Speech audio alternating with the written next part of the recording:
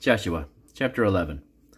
And it came to pass, when Jabin, king of Hazor, had heard those things, that he sent to Jobab, king of Madon, and to the king of Shimron, and to the king of Achshaph, and to the kings that were north of the mountains, and of the plains south of Kinneroth, and in the valley, and in the borders of Dor on the west, and to the Canaanite on the east and on the west, and to the Amorite, and to the Hittite, and to the Perizzite, and the Jebusite in the mountains, and to the Hivite under Hermon in the land of Mizpah.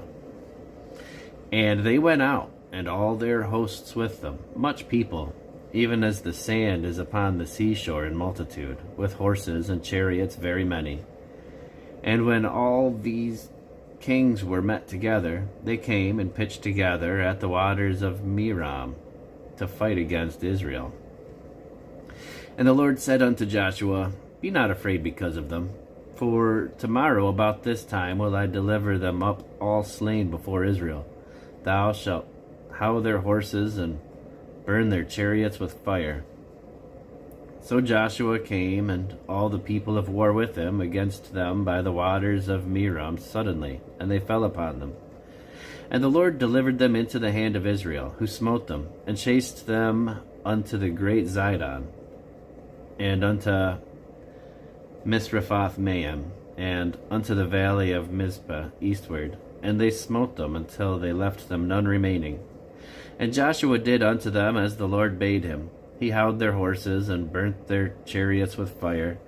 And Joshua at that time turned back and took Hazor, and smote the king thereof with the sword. For Hazor before time was the head of all those kingdoms. And they smote all the souls that were therein with the edge of the sword, utterly destroying them. There was not any left to breathe. And he burnt Hazor with fire.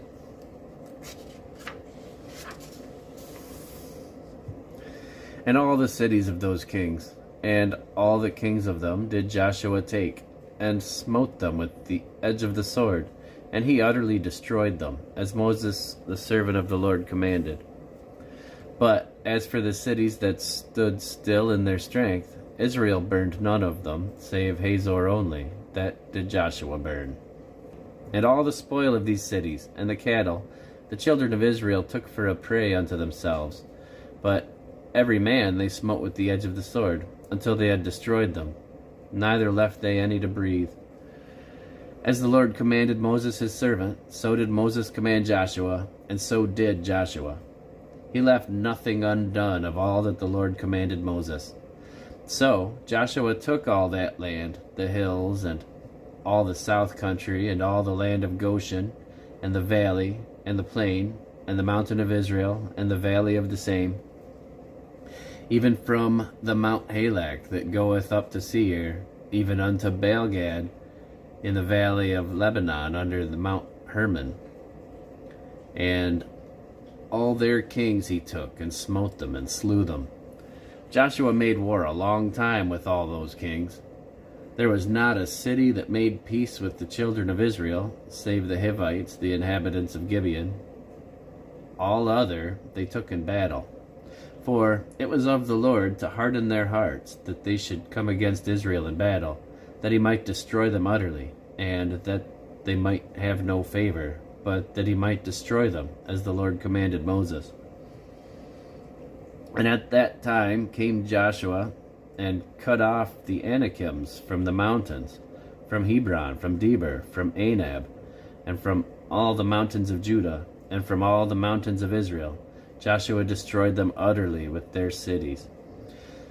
There was none of the Anakims left in the land of the children of Israel, only in Gaza, in Gath, and in Ashdod there remained. So Joshua took the whole land, according to all that the Lord said unto Moses, and Joshua gave it for an inheritance unto Israel, according to their divisions by their tribes. And the land rested from war.